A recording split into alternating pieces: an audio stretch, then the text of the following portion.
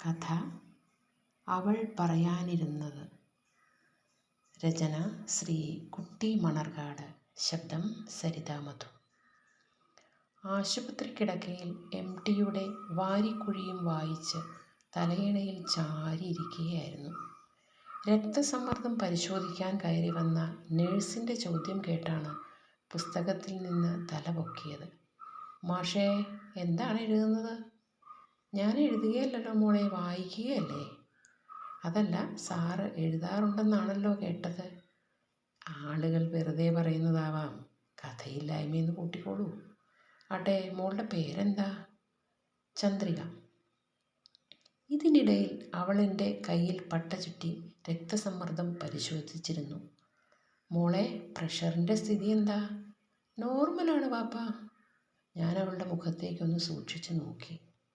എപ്പോഴാണ് ഞാൻ അവൾക്ക് വാപ്പയായത്? ഇന്നലെയാണ് ആ കുട്ടിയെ ആദ്യമായി കാണുന്നത്. ആശുപത്രിയിലെ അനേകം നഴ്സുമാരുടെ കൂട്ടത്തിലൊരുവൾ.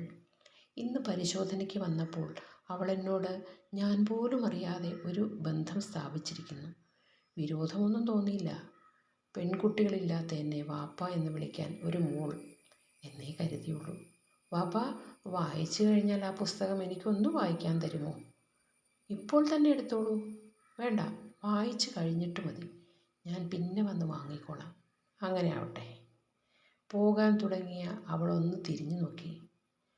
വാപ്പാ, എൻ്റെ കഥയൊന്ന് എഴുതാമോ?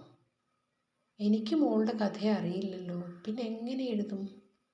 ഒഴിവുള്ള ഒരു ദിവസം ഞാൻ വരാം. എൻ്റെ എല്ലാ കഥകളും വാപ്പായ്ക്ക് പറഞ്ഞു തരാം. എന്നിട്ട് എഴുതിയാൽ മതി. അങ്ങനെ ആവട്ടെ, നോക്കാം.